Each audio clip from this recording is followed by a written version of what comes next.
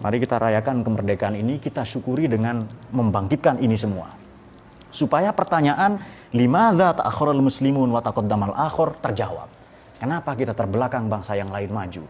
Kenapa 75 tahun masih merangkak? Nah, ini seharusnya kita jawab ini.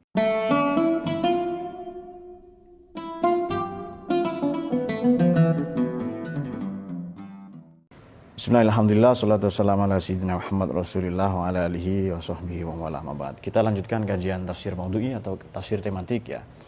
Pada kesempatan berbahagia ini temanya adalah kemerdekaan. Bagaimana memaknainya khususnya untuk milenial, bagaimana mensyukurinya khususnya untuk generasi-generasi Gen Z atau mungkin Gen Alpha yang baru saja lahir ya beberapa tahun terakhir ini. Bismillahirrahmanirrahim. Ada buku menarik, ada pertanyaan elementer dari dua ilmuwan kontemporer sekurang-kurangnya. Pertama Syekh Zaki Yamani, yang kedua Syekh Mustafa Al-Ghalayaini. Ini buku sangat populer di pesantren dipelajari. Kalau Syekh Zaki Yamani ada bertanya begini, dalam bukunya Al-Mushkilatul Asr atau Problematika Kontemporer, ada sebilah tanya berbunyi, limadza ta'akhkharal muslimun wa taqaddamal akhar. Kenapa umat Islam terbelakang sementara bangsa yang lain maju? Kenapa kebanyakan dari kita regres sementara umat yang lain progres? Katakanlah Barat, taruhlah Eropa. Mereka mengalami kemajuan yang dalam salah satu sejarawan yang kita kenal, misalnya Arnold Joseph Toynbee, teorinya yang populer adalah radiasi budaya. Dia mengatakan bahwa ada 4 elemen untuk menguasai dunia. Pada bahagian terluar adalah saintek, di dalamnya adalah etika, di dalamnya lagi estetika, baru pada lapisan terdalam adalah spiritualitas. Kita hanya terkuat pada bagian yang terdalam, tapi pada bagian luar itu keropos, yakni pada aspek saintek. Nah, bagaimana memaknai kemerdekaan itu sekurang-kurangnya? Pertanyaan menarik tadi dari Syekh Zaki Yamani ya. Kenapa umat Islam terbelakang? Kita sudah merdeka 75 tahun. Sekurang-kurangnya kalau kita hitung sejak 17 Agustus ya 1945. Kita sudah merdeka secara politik mungkin ya, tetapi secara ekonomi, kebudayaan, saintek, pengetahuan jauh panggang daripada api. Jawaban Syekh Zaki Yamani ini menarik, yakni li'anna a'maluna a'maluhum wa a'maluhum a'maluna. Karena amal kita dimiliki Barat. Dan sekarang kita mengadopsi, kita meniru sedemikian rupa dari Barat. Wa a'maluhum a'maluna. Kata beliau amal itu karena bentuk jamak ya. Isinya pertama ilmu pengetahuan, al-ilm. Yang kedua ittihad, kesatuan visi misi untuk kita maju ini. Kemudian yang ketiga adalah an-nizam, organisasi ya. Maaf itu yang keempat. Yang ketiga adalah an-nasyat, etos kerja. Jadi ada pertanyaan bagaimana tadi? Limaza ta'akhkharal muslimun, kemudian wa taqaddamal akhar. Sementara umat lain, bangsa lain maju. Ini jawaban Syekh Zaki Yamani. Bukunya apa tadi? Al-Mushkilatul Asr, Problematika Kontemporer adalah li'anna a'maluna a'maluhum, sementara wa a'maluhum a'maluna.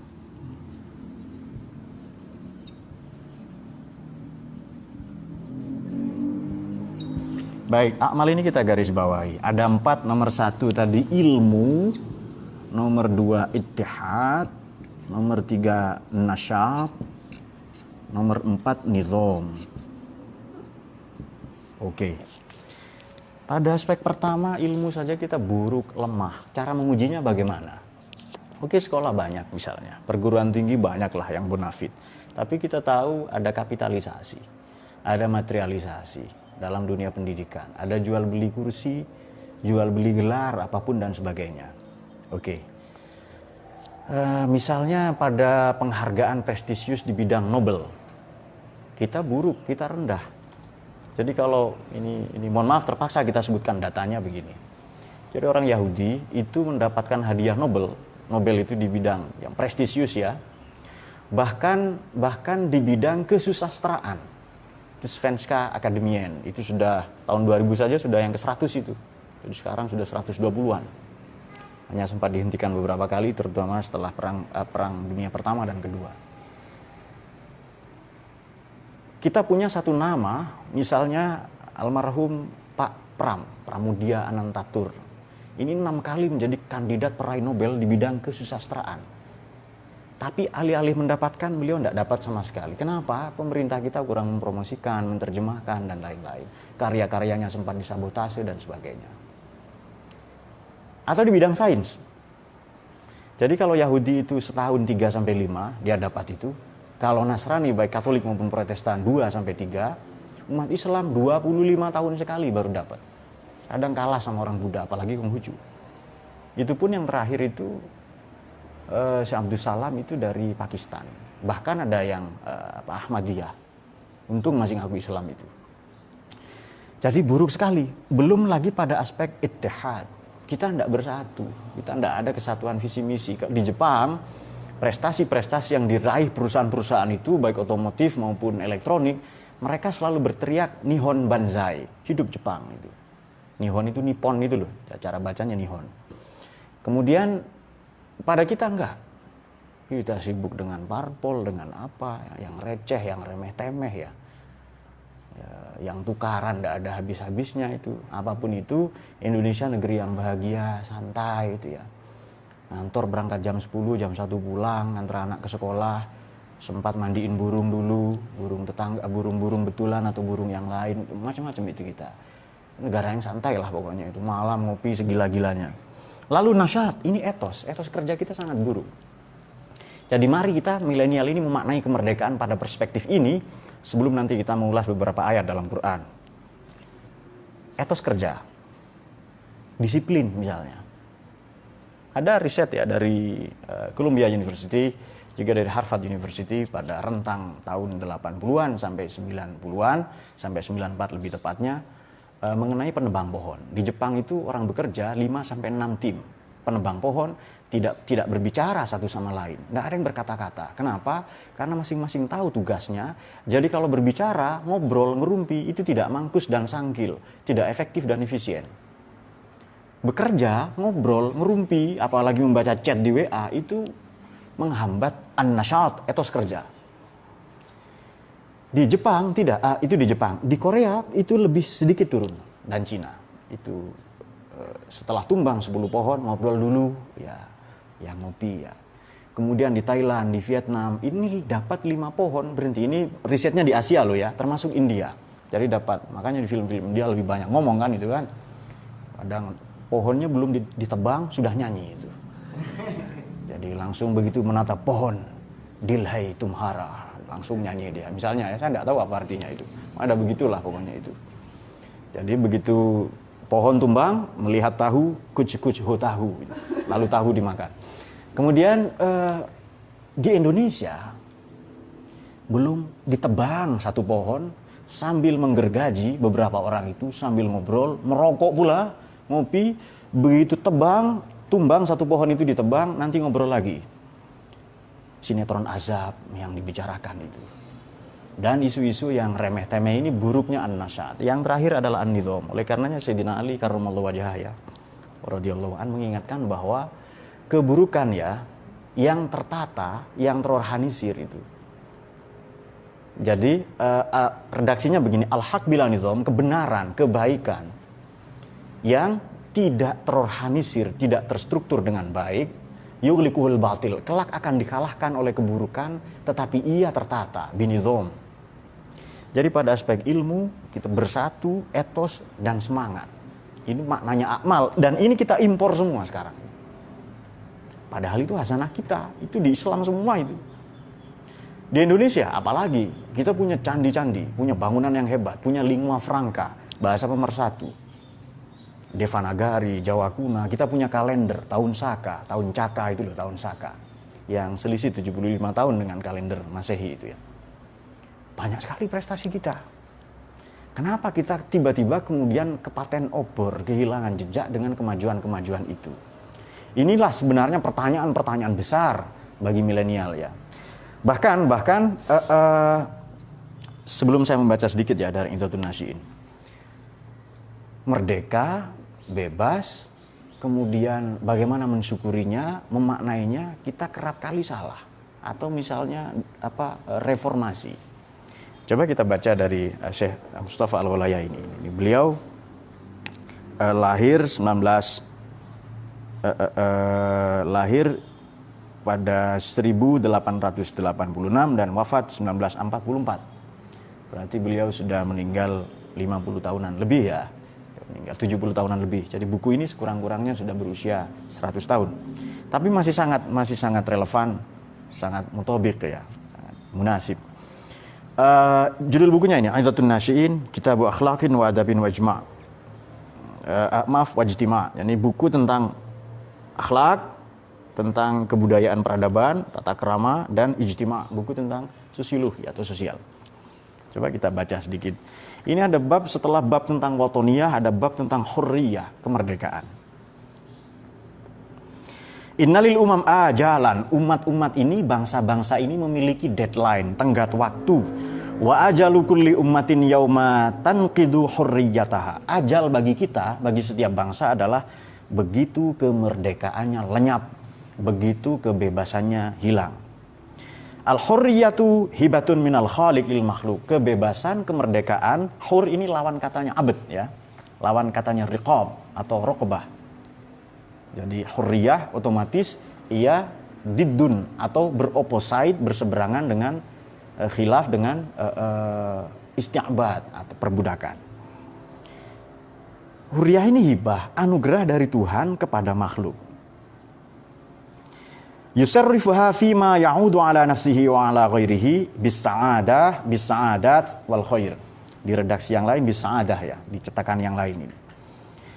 Yang dengan kemerdekaan itu kita mendaya gunakan untuk apapun yang kelak dampaknya, outputnya untuk diri kita sendiri maupun untuk orang lain berupa sa'adah, kebahagiaan, happiness, dan al-khair, goodness.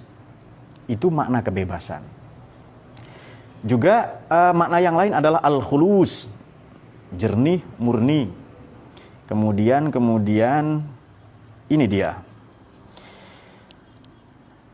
Innal insana lam yukhlaq liyakuna abda ghairi. Manusia itu tidak diciptakan untuk diperbudak oleh bangsa-bangsa lain. Jadi perbudakan, isti'bad ini ada dalam semua peradaban. Kita mulai dari yang paling tua misalnya Mesopotamia, Assyria, Babilonia. Kemudian disusul Persia, lalu Romawi. Yang nanti Persia dikalahkan Romawi ya kan, Ghulibatur Rum, bagaimana itu di Quran itu loh. Fi bid'a sinin, pada nanti kurun 3 sampai 9 tahun. Kemudian bahkan ada 3 perjanjian di Eropa yang kelak merubah tatanan dunia sekurang-kurangnya sampai sekarang. Pertama, perjanjian demarkasi. 2, perjanjian Tordesillas. Yang ketiga, perjanjian Zaragoza. Yang kelak diperbarui dalam Sykes-Picot ya, perjanjian antara Inggris dan Perancis. Membelah dunia jadi 2, mulailah terbentuk koloni. Mulailah ada imperialisme, memperebutkan aset-aset sumber daya alam, memonopoli bentuk-bentuk segala segmen-segmen perdagangan. Mulailah perbudakan waktu itu. Yang kita kenal dengan istilah 3G. Gold, glory, dan gospel. Gold maknanya emas, ekspansi ekonomi. Glory itu ekspansi politik, dan gospel ekspansi kitab suci. Apapun itu sebenarnya yang paling inti adalah, nah kemudian fakta yang juga tidak bisa ditampik dalam buku Edward Said ya, Orientalisme itu, kita ini memang bangsa sebagai bangsa inferior. Kita memandang Eropa itu superior, memandang Cina superior. Bahkan mohon maaf memandang Arab superior. Pada fisik mungkin iya. Jadi begitu kita mengklaim, idda'a, menyatakan diri bahwa kita inferior, otomatis kita mempersilahkan diri kepada bangsa lain untuk dijajah. Datang itu ya, mas-mas Eropa, mas-mas Arab, mas-mas Cina itu ya. Mas mau menjajah ya? Monggo, lalu dijajah kita. Nah itu dia. Oke. Kita teruskan. Wala liyakuna qurratan tataqadzafuha al-ahwa. kita juga tidak terlahir sebagai bola yang ditendang ke sana kemari seenak perut mereka, sekehendak nafsu mereka. Oleh karena itu kita harus melakukan perlawanan. Nah, ini ada cerita menarik dalam buku ini ya, dalam buku Aizatul Nasyiin pada halaman ke-67 bab tentang kemerdekaan. Waqad qala Umar bin Al-Khattab radhiyallahu an li Amr bin Al-As, kepada gubernur waktu itu di Mesir ya, Amr bin As. Yauma daraba waladuhu al-Qibtiyya, ketika anaknya gubernur Amr bin As memukul seorang anak Qibti, anak Mesir. Jadi lomba pacuan kuda, kalau sekarang trek-trekan lah ya, balap motor atau apalah, mobil mungkin, motor bodong biasanya di dekat stadion lah, Kanjuruan, menikung-nikung dan sebagainya. Saya kerap menyaksikan itu, kadang mengajak anak saya. Nah, begitu anak gubernur ini kalah, maka si Kipti, anak pemuda desa atau kampung, ditempeleng itu. Kepalanya sini, pukul kepalanya itu. Maka tergeletaklah ya, mungkin keluar air liurnya atau apa ya, supaya lebih dramatik gitu. Kemudian Sayyidina Umar menyatakan begini, mata ista'batumun nas, kepada As itu. As, sini As, kamu As, katanya. Kata Sayyidina Umar itu. Sejak kapan kamu memperbudak manusia? Sejak kapan kamu dengan berbaju sebagai gubernur atau pemimpin itu boleh secara semenang-menang memperbudak, menganiaya, menindas, ayat yang paling senang, menindih sesama umat manusia. Waqad walatum ummahatuhum ahrara. Padahal waladathum, ibu-ibu mereka melahirkan anak-anak mereka dalam keadaan merdeka. Sejak kapan kamu boleh atau punya hak wewenang untuk memperbudak? Itu dia.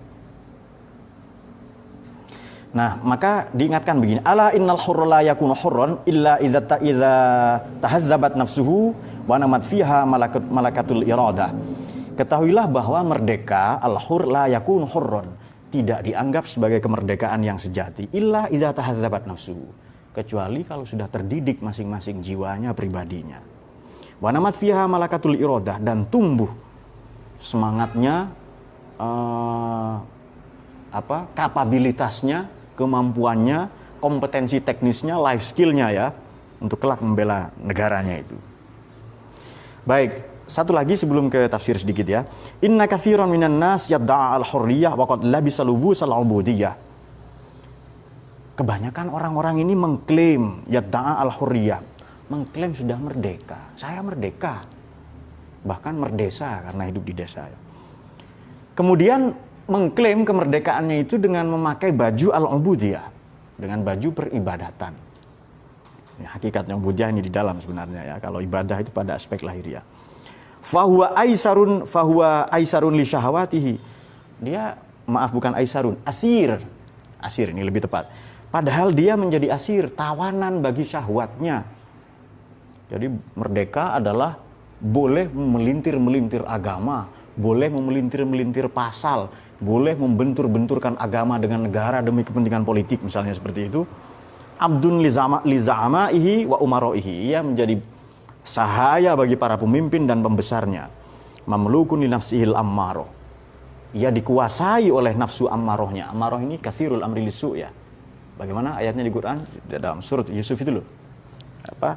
Innan nafsal ammaratun bisu illa ma rahimah. Ila akhiril ayah itu. Baik.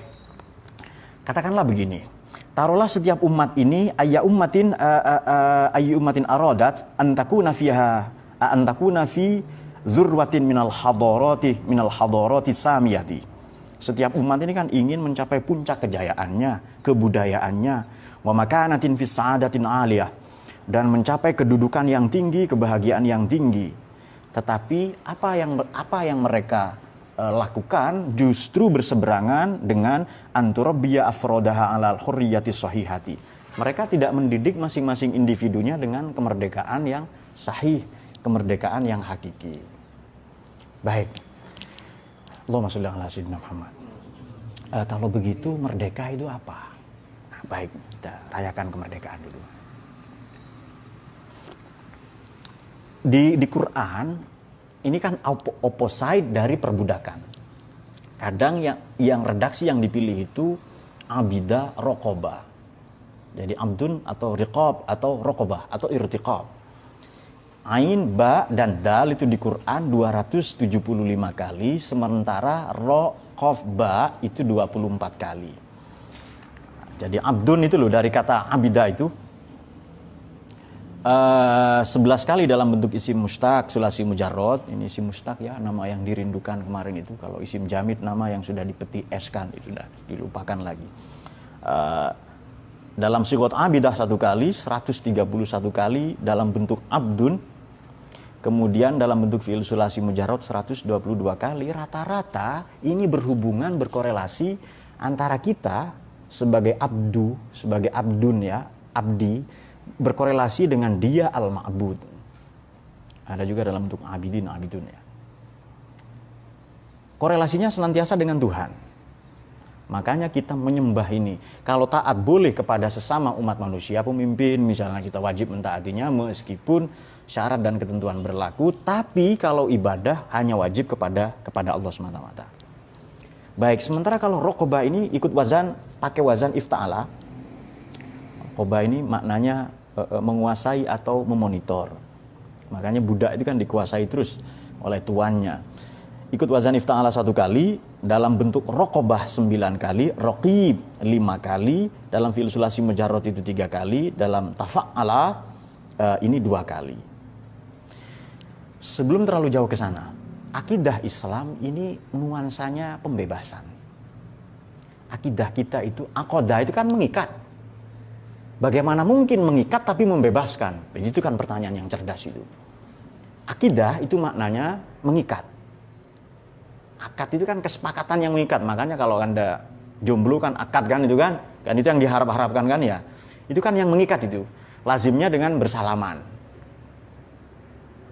Kalau enggak punya tangan boleh pakai tangan artifisial itu. Hanya ada sikut sampai sikut ya. Pokoknya akad lah itu. Intinya itulah ikatan itu kan. Kemudian akal itu juga bermakna ikatan yang nanti dihitop dalam bagi orang-orang beragama kan, syaratnya beragama kan akil ya, mendaya gunakan mekanisme intelektualnya itu. Ikatan. Bagaimana mungkin akidah ini mengikat, agama ini mengikat tapi membebaskan? Oke, manusia lahir bebas. Bebas memilih kita kan, kita punya istita'atul mutlak atau free will. Kita punya kehendak bebas. Artinya kita menjadi apa dan siapa, memilih agama yang mana, dan bahkan calon mertua yang mana, ini pasti jomblo segera mengaminkannya, itu kita bebas. Memilih menjadi apa, menjadi menantunya siapa, silahkan. Pekerjaan yang mana, profesi yang bagaimana, bebas. Itu catatannya. Tapi pilihan kita lantas akad, lantas mengikat itu. Kita bebas memilih, tapi kita tidak pernah bebas dari konsekuensi logis, akibat-akibat yang ditimbulkan oleh pilihan kita. Kita bebas memilih, tapi kita tidak pernah bebas dari pilihan-pilihan kita. Saya memilih menjadi penulis, ya saya tidak bebas. Saya harus ikuti aturan pasar, menulis itu bagaimana. Kemudian aturan KBBI misalnya, tulisan yang baik bagaimana. Bagaimana supaya tulisan saya dipahami. Jangan saya ini menulis sesuatu yang saya tidak mengerti dan para pembaca tidak paham itu. Jadi menulis apalah misalnya. Dan lain-lain. Seperti tulisannya Zen, itu dia sendiri dan pembacanya tidak paham. Jangan tiru tulisan dia. Oleh karena itu teologi kita membebaskan. Kita membebaskan dari segala bentuk pemberhalaan. Ya kan? Segala bentuk penuhanan kepada yang palsu, pemberhalaan kepada yang menipu, pengkultusan kepada yang tidak benar, kepada yang picisan, yang pseudo-pseudo. Kita lebih menghasrati, kita dibebaskan dari bayangan-bayangan, kepalsuan-kepalsuan. Pada saat yang sama kita diikat untuk mengikuti yang benar, yang cahaya saja, yang inti, yang substantif. Nah itu dia. Semoga bahasa ini dipahami. Kalau tidak paham, berarti ini sudah kategori bahasa ilmuwan, karena sulit dipahami. Baik.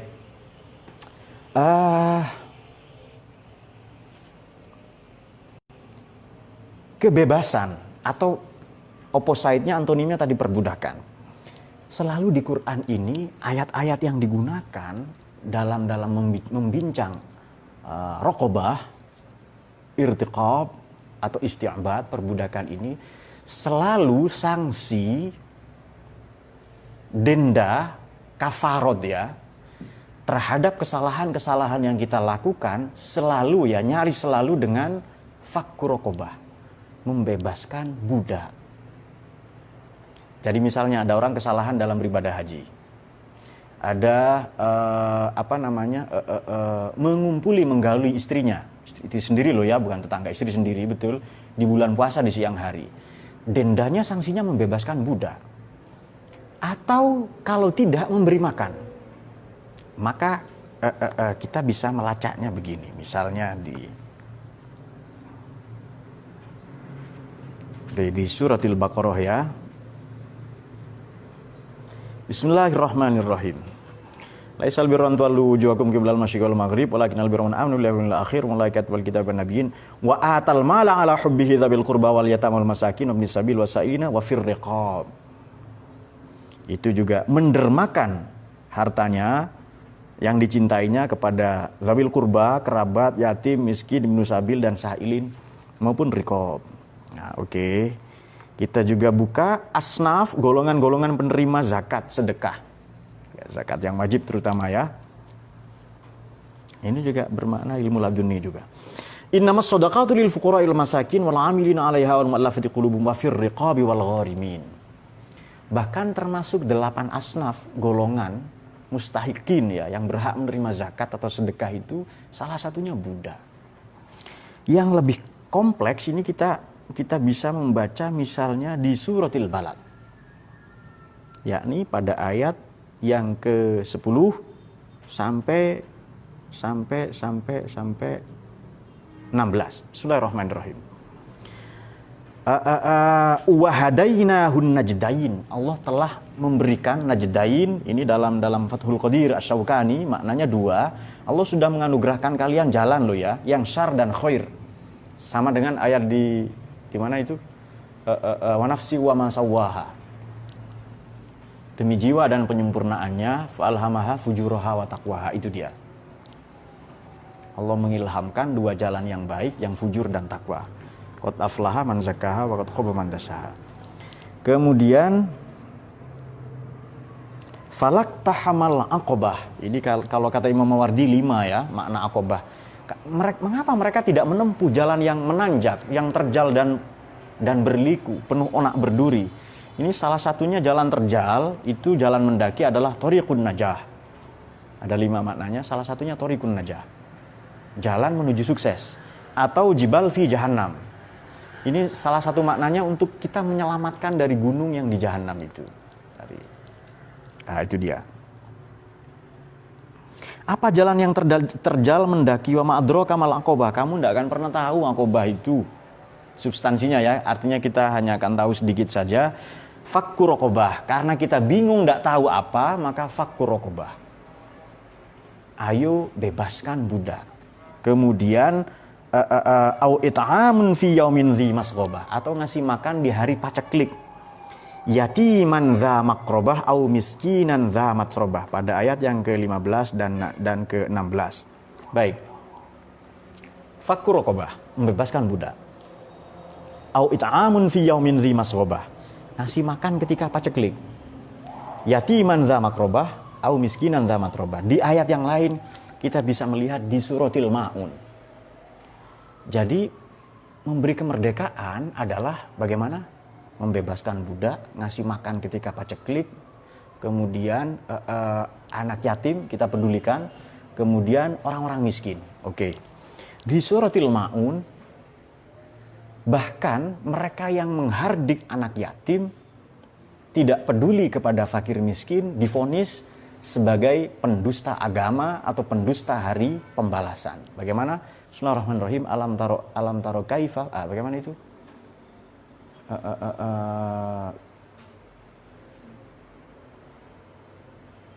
Yukadzibu biddin itu loh. Bagaimana itu? Sulit ya. Fadzalikal ladzi yad'ul yatim. Ara'aita, itu dia. Biasalah ilmuwan juga sering lupa. Ara'aital ladzi yukadzibu biddin. Muhammad, kamu sudah lihat kan? Udah kamu lihat belum mereka yang mendustakan agama? Suratul Maun ini wahyu yang ke-17 turun kepada Nabi, turun di Mekah. Sebagian ada yang katakan buntutnya turun di Madinah pada ayat fawailul lil musallin. Nama lain dari surat Maun adalah suratil yatim. Ini nama yang paling saya suka. Suratil yatim karena ada anak yatim di situ. Disebut juga suratul takdzib, surat tentang mereka yang mendustakan. Kamu sudah lihat kan mereka yang mendustakan agama atau hari pembalasan. Maknanya din itu bukan hanya agama ya. Jadi di Maqayisul Lughah itu dal ya nun itu pasti korelasi, bermakna hubungan yang superior dengan yang inferior, yang tinggi dengan yang lebih rendah. Misalnya begini, agama hubungan Tuhan dengan makhluk, Tuhan yang maha tinggi, yang superior, kita yang rendah. Dain, kalau dain ini juga yang menghutangi lebih tinggi, yang diutangi lebih rendah. Kecuali ngutangin orang Indonesia, galak banget yang diutangin itu. Nah itu para tetangga biasanya ya. Ya, semoga barokahnya ngaji ini cepat kita dibebaskan dari hutang-hutang ya. Kok enggak ada yang amin ya? Dan dibebaskan dari jomblo-jomblo serta hutang-hutang asmara ya. Atau dimaknai pembalasan, Maliki Yaumiddin. Allah itu merajai hari pembalasan. Yang membalas lebih tinggi daripada yang dibalas, oke. Muhammad, kalau kamu sudah lihat, ceritakan ke saya. Itu ceritanya begini. Ada katakan 4 orang, ada katakan 2 orang, ada katakan 1 orang. Yang 1 orang yang dimaksud adalah Muawiyah, Abu Sufyan bin Harb ya, bin Umayyah itu. Abu Sufyan, ada yang katakan 4 orang, Abu Sufyan, Abu Jahal, Walid dan Wa'il. Walid bin Mughirah itu loh, dan Wa'il al-Halaj itu. Kemudian ada yang katakan cuma 2. Jadi Abu Sufyan ini punya kebiasaan menyembelih unta lalu dibagikan ke tetangga-tetangga, kolega-koleganya. Jadi partai koalisi dibagikan, teman-temannya lah. Yang koalisi terserah, yang oposisi juga, sesama oposisi misalnya begitu. Ada anak yatim datang, Pak bagi Pak katanya itu, Pak minta dagingnya. Didorong dia, ya do'ul itu mendorong itu. Dengan cara menghardik dengan kata-kata yang keji. Oleh siapa? Papi Jahal. Ya Abu kan papi maknanya kan. Kan ada orang yang manggil ayahnya Abi kan, ya Abi itu ya. Abu, Abi jahat itu ya, itu juga. Dan Abi Jahal itu mendorongnya. Baik, ini singkat saja. Kenapa sih yadu'ul yatim yahuddu ala ta'amil miskin, mengingatkan untuk dengan keras, dengan senantiasa untuk ngasih makan orang miskin. Mereka yang tidak melakukan itu dianggap menistakan hari pembalasan atau menistakan agama, mendustakan agama. Kenapa? Baik, yatim dulu. Yatim ini maknanya satu, man la abalahu, yang tidak punya bapak. Otomatis ibunya janda ya kan. Nah itu juga patut kita canangkan bagaimana memanfaatkan ini, ngurusin itu loh. Kan sebelah kita kan pengadilan agama ini banyak sekali. Ini bagaimana pemberdayaan, empowerment ya. Widower empowerment. Widow empowerment. Widow itu maknanya janda, empowerment pemberdayaan. Dan Nabi itu menyayangi itu. Armalah ya. Mungkin ada sebagian seperti Mu'id di sini, Sayyadul Armalah, pemburu janda. Jandatun Naim. Selain Jandatun Naim ya. Baik, kemudian yatim ini tidak punya bapak atau maknanya sendiri. Itu juga yatim. Kalau ada batu-batu akik itu juga yang mahal, yang langka, itu disebut adrul yatim bahasa Arabnya, permata yang langka. Oke. Fawailul lil musallin, nanti celaka dia sholatnya yang lupa akan substansi sholatnya. Atau di ayat yang lain Quraisy misalnya, lila fi Quraisyin ila fi mithatasyidai wa sayfal ya'budu rabb hadzal bait alladzi at'amahum min ju'. Kenapa sih Allah ini menyifati dirinya sebagai zat yang maha memberi makan? Ya mun'im, tapi spesifik mut'im, ngasih makan. Di surat Fajr itu juga ada. Di suratil Fajr itu juga ada kan? Bagaimana itu? Ta'kuluna tural ta'klal lamma wa tahbunal mala hubban jamma, itu yang sebelumnya itu juga ada wala tahaduna ala ta'amil miskin. Bahkan Kanjeng Nabi sendiri oleh Allah dilahirkan dalam keadaan yatim, ya kan? Alam yajidka yatiman fa'awa. Kamu kan yatim, lalu kami mengasuhmu. Firman Allah demikian itu. Baik. Jadi makna kemerdekaan, pembebasan kita, nomor 1 kita membebaskan diri dari segala bentuk perbudakan. Perbudakan ilmu, perbudakan sistem, perbudakan politik, perbudakan kebudayaan, perbudakan apa saja yang keluar dari substansi kebebasan. Namun demikian patut kita catat bahwa bebas itu bukan berarti bebas aturan, ugal-ugalan, bukan. Tadi begitu kita memilih satu kebebasan tertentu, kita sedang menambatkan diri, mengikatkannya pada peraturan-peraturan tertentu. Saya bebas menjadi orang Indonesia, saya memilih menjadi Islam, bebas kan? Memilih menjadi Hindu, silahkan. Itu saudara kita, memilih menjadi Yahudi, terserah itu. Menjadi apa saja, menjadi Protestan misalnya. Tapi begitu kita memilih pilihan tertentu, kita mengikatkan pada aturan-aturan tertentu. Nah, oleh karena itu, agama, ini langsung saja kita potong kompas, agama dan negara ini sejajar. Buktinya mana? Ada di suratil Mumtahanah atau surat Al-Hasyr yang kemarin kita baca. Mumtahanah atau suratil Hasyr. Bagaimana itu?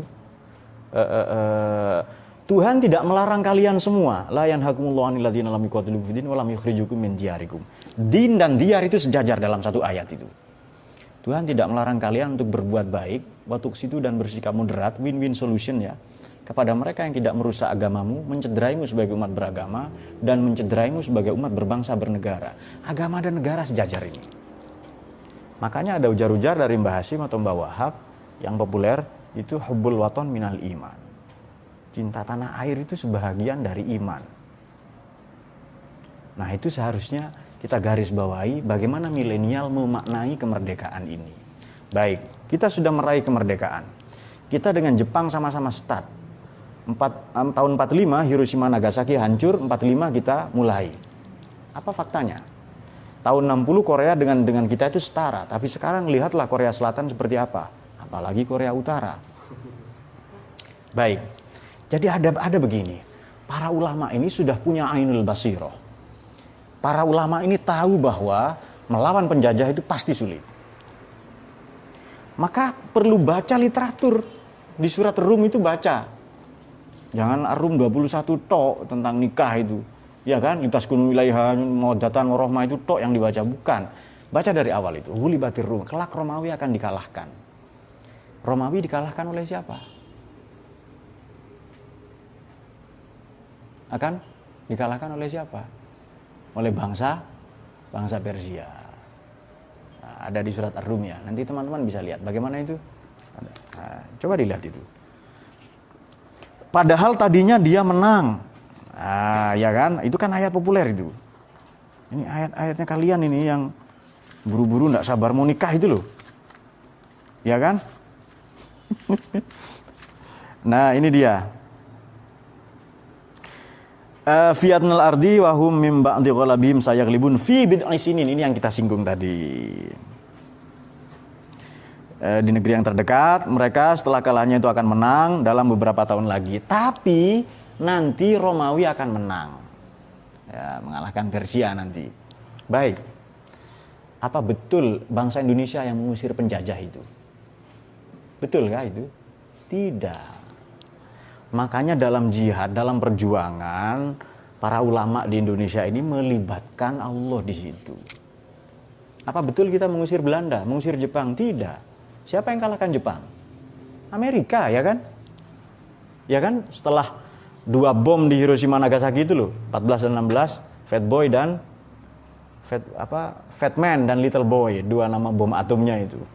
Fat Man itu manusia gemuk, Little Boy anak kecil itu. Nah, lalu di masa itulah ya, Fibit Isinin di rentang 3 sampai 9 tahun ada momen vacuum of power, kekosongan kekuasaan. Disitulah kita memproklamirkan kemerdekaan. Jadi bukan kita yang mengalahkan. Artinya, kalau secara matematis kita tidak bisa kalahkan, misalnya mengalahkan dalam sains, dalam apapun saja, akan ada fase di mana Allah menolong kita nanti itu. Bagaimana? Walaqad nasarakumullahu bi Badrin. Sungguh Allah telah menolong kalian pada perang Badar. Wa antum azillah. Kamu lemah sekali.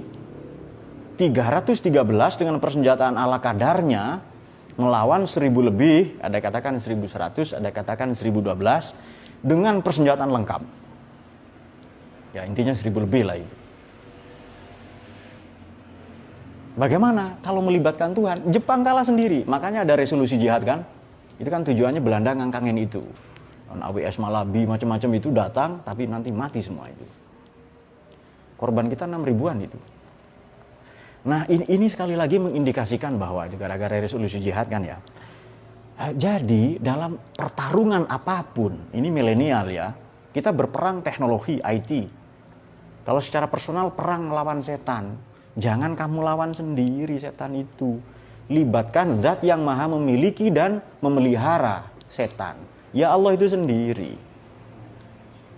A'udzubillahiminasyaitonirrajim. Setan itu 88 kali di Quran, Yasin 11 kali. Jadi semua 99 kali. Sama dengan jumlah Asmaul Husna ya. Jadi ini para ulama. Akan ada satu masa di mana kalah nanti. Dan bagaimana di Maulid Syaraful Anam atau di Ba'di kita baca wal jundu hina ghada Muhammad minhum malaikatun tasawwam. Tentara-tentara Kanjeng Nabi ketika perang sebagian besar dari mereka adalah malaikat. Nah, itu dia. Dan walillahi junudus samawati wal ardi suratil Fatah itu Allah punya tentara di langit dan di bumi. Jadi Mas, kalau Anda mau usaha, Pak saya ingin merdeka dari jomblo yang berkepanjangan, ya libatkan Allah di situ. Allah punya tentara di langit dan di bumi. Sama seperti para pahlawan kita, para ulama. Nggak bisa ngalahkan Jepang, nggak bisa. Jepang itu dalam perang Asia Timur Raya, ya kan? Kemudian, bisakah kita mengalahkan Belanda? Tidak bisa. Secara matematis ya, logika manusia, nggak bisa itu. Tapi kalau kita melibatkan Allah di situ bisa. Nah, artinya apa? Sehebat apapun, ayolah milenial ini ya, kalau mau berperang, mau memajukan perang dalam tanda kutip ya, perang kebudayaan, perang IT, perang melawan hoax, ya jangan sendirian. Bismillah di situ, libatkan Allah di situ. Begitu melibatkan Allah menjadi gampang. Dan Allah itu menyifati dirinya dengan saya ini loh ngasih makan sama kalian. Makanya jihad itu dalam Fathul Mu'in atau syarahnya I'anatul Thalibin itu maknanya adalah it'am. Jihad itu maknanya ngasih makan, iskan, ngasih tempat tinggal, ujratut tamrid, ngasih biaya kesehatan, pendidikan dan seterusnya. Itu makna jihad. Jadi bukan Allahu Akbar bawa bom, tidak. Itu dia. Jangan lupa ya, perang-perang yang dilakukan Nabi ini sifatnya defensif, bukan tolabi. Bukan ofensif, bukan memerangi. Tapi Nabi membela diri, mempertahankan diri, dan itu wajib. Apalagi sekarang kita perang macam-macam ya, teknologi, kebudayaan, dan lain-lain. Nah, milenial harus mengambil peran ini yang paling mungkin. Apa yang kita wakul kullu ya'mal ala syakilati. Kalau dicontohkan di bola itu Maradona. Perang memperebutkan Falkland atau Kepulauan Malvinas, tulisannya Malvinas, memperebutkan Malvinas antara siapa? Antara Inggris dengan Argentina. Tentara Argentina 6.000 mati. Itu di tahun 84. 2 tahun kemudian 86 Maradona membalas itu dengan gol tangan Tuhan ke gawangnya Peter Shilton. Ya. Di Piala Dunia di Meksiko itu. Di Stadion Maracana itu. Kok tahu? Iya, saya suka baca itu kok. Ya tahu itu. Ilmuwan gitu loh, masa nggak tahu hal-hal begitu kan itu. Kalau Zen pasti nggak tahu dia. Balok tok tahunya ini. Nah, kata Maradona, ini pembalasan saya untuk kekalahan untuk prajurit-prajurit Argentina yang mati. Ya kita bisa melakukan itu semua. Nah sekarang perang bukan senjata, perang virus, perang teknologi, perang ideologi, itu kita ambil. Perang ilmu pengetahuan. Nah kalau bola sudah nggak usah diharap di bola, itu nggak usah dibela mati-matian, tetap kalah kita di bola. Kecil-kecil ya kan. Nah, tapi nggak apa-apa. Ini Pak hiburan ya sudah nggak apa-apa. Alangkah baiknya digunakan itu. Jadi kalau mau dijadikan sebagai simbol kemenangan Islam, kebangkitan Islam seharusnya ilmu ittihad nasyat nizam. Ilmu pengetahuan bersatu, sains ulama bersatu misalnya. Kemudian yang para politisi meskipun ini agak utopis ya. Hatta yalijal jamalu fi samil khiyat, seperti memasukkan onta ke lubang jarum, itu bahasa Quran. Kemudian nasyat, etos kerja. Kita bisa ambil ilmu etos kerja nizam ittihad. Baru nanti kita akan mendapatkan kemajuan itu. Anak-anak kita berprestasi loh, apa olimpiade fisika, lomba-lomba robot ya kan, dan seterusnya itu. Tapi kemudian tidak berdaya setelah itu. Nah, dalam buku Kondom Gergaji itu disebutkan, sorry to say, dalam buku Kondom Gergaji disebutkan begini, ada generasi triple helix, akademisi, dalam hal ini juga ulama, para politisi, negarawan juga birokrat, dan para pemodal. Baru nanti baru nanti negara ini maju. Baru merdeka yang sungguh-sungguh merdeka seperti diceritakan oleh Syekh Mustafa Gholaya ini tadi itu. Kalau tidak, ya tidak akan merdeka kita. Begini-begini aja. Nah, karena perubahan pada hasil dimulai dengan merubah cara, maka cara kita mensyukuri, merayakan kemerdekaan harus kita rubah. Milenial mengambil peran apa? Di sosmed misalnya, Pak, saya tidak bisa melawan Wahabi, melawan radikalisme, intoleransi. Kalau Anda tidak bisa bikin konten sendiri, bagikan konten yang lain. Kontennya Gusmus, kontennya Profesor Quraish Shihab misalnya. Itu bisa dibagikan. Betul nggak itu? Jangan nge-share yang nggak jelas ya kan. Yang disebarkan serem-serem terus misalnya itu. Atau misteri misalnya. Itu juga cara melawan sebenarnya. Jadi dari 120 pengguna internet, 70-72%-nya adalah milenial, seharusnya kita mengambil peran itu. Baru maju itu nanti itu. Dan ini era disrupsi. Memotong jarak, ruang, waktu. Kita harus mengambil peranan itu seharusnya. Jadi milenial ini, apakah ngaji tok ini cukup Pak? Ya belum. Jadi propaganda yang kita lakukan, jihad, itu tidak hanya cukup belajar saja. Ada jihad cyber. Imma bil kutub, ada kalanya dengan kitab. Wa imma bil YouTube, ada kalanya dengan YouTube itu. Kita mengambil peranan itu. Wa imma bil podcast ya. Podcast itu kan bahasa Arabnya podcast itu. Wa imma bi Facebooki ya dengan Facebook ya dengan atau wa imma dan lain-lain itu. Jadi kita menggarisbawahi, mari kita ambil peranan ilmu, nasyat, etos kerja, nizam, organisasi dan bersatu. Kita sering berjamaah tapi belum berjamiah. Sudahlah ikut jamiah yang jelas saja. Kalau tidak ikut NU, Muhammadiyah, sudah itu saja itu. Yang Islam loh ya. Yang Katolik boleh nggak? Boleh ikut NU silahkan itu ya. Ikut ini saja. Baru nanti nampak umat Islam bersatu. Jangan macam HTI ingin mempersatukan Islam, itu mencerai-beraikan. Kalau bersatu ikut kendaraan yang jelas, ya kan? Misalnya loh ya di Indonesia NU dan Muhammadiyah itu kan sudah jelas itu kan. Nah, seharusnya ikut mazhab yang jelas. Yang 4 itu yang kita kenal itu. Nah, jadi milenial ini punya peranan yang sangat penting sebab 2045 karena corona disingkat menjadi 2035. Jadi 15 tahun lagi akan ada bonus demografi, kita akan punya 120 juta anak muda. Mau diapain itu? Bikin klub bola, bikin kesebelasan, bikin band, boy band. Berapa juta boy band kita punya nanti kan?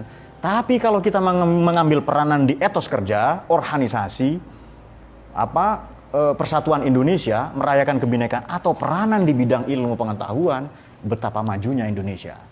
Bicara ekonomi selesai nanti itu. Bicara integritas selesai karena ada NU itu. Bicara moral juga selesai. Nah sekarang yang kekacauan kita terjadi itu kan karena kita sibuk kembali Quran hadis. Filsafat kenabiannya tidak dipakai. Sidik, amanah, tabligh, fatona itu tidak dipakai. Sibuk mencari apa? Ini belajar kebahagiaan ke Yunani. Pancasila itu sudah cukup. Kenapa bukan itu yang kita gali? Kenapa minder menjadi Indonesia? Kenapa malu mengakui bahwa kita Indonesia, ya kan? Mbah-mbah kita itu tidak ada yang malu itu. Menyambung nyawa, mempertaruhkan nyawanya, jiwanya, demi kemerdekaan kita saat ini. Dilalah kitanya minder, letoy jadi Indonesia, ingin jadi Eropa misalnya itu. Lalu kita tidak bangga dengan Indonesia. Aku please deh, aku so what gitu loh. Aku because aku basically ke Inggris misalnya. Itu juga tidak pede jadi Indonesia misalnya. Fustun, wa ana fustun misalnya. Arab juga tidak jelas ya dan sebagainya. Kita pertegas posisi kita sebagai Indonesia. Bahwa dalam ilmu harus belajar bahasa Arab, silahkan. Dalam komunikasi politik harus dengan bahasa Inggris, itu boleh. Dalam bisnis harus berbahasa Cina, itu wajib. Karena konteksnya saat ini. Namun demikian jangan lupa kita Indonesia. Kita merayakan kemerdekaan ini dengan merayakan perbedaan kita. Sabdo, Pandito, Ratu. Sabdo itu policy, kebijakan, pandito dari para ulama, dan ratu daripada umaro. Simbolnya alun-alun. Alun-alun ini warna rakyat ya, al-laun, alwan. Di sisi timur yang menjaga rakyat adalah umaro, pendopo. Di sisi barat adalah ulama. Nah, sisi selatan dan utara ini kadang para penebar kebencian. Nah, ini kita hati-hati. Semoga kita semua dicahayai oleh Quran. Mari kita rayakan kemerdekaan ini, kita syukuri dengan membangkitkan ini semua. Supaya pertanyaan limadza ta'akhkharal muslimun wa taqaddamal akhar terjawab. Kenapa kita terbelakang bangsa yang lain maju? Kenapa 75 tahun masih merangkak? Nah, ini seharusnya kita jawab ini.